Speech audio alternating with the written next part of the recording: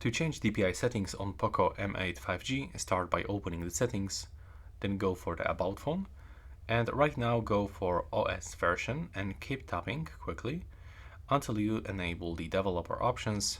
Now we have to go back and open the developer options by opening the additional settings, and then you have to go into the developer options.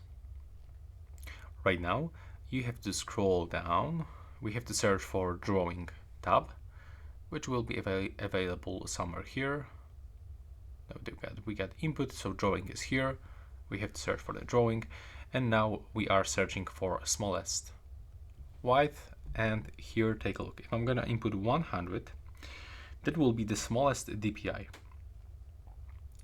I mean the largest DPI. As you can see, the navigation bar and the status bar is much bigger, and the whole UI looks just bigger. But if I'm gonna input here, for example, the 700 and click OK, everything right now will be much smaller. Take a look how small actually it is.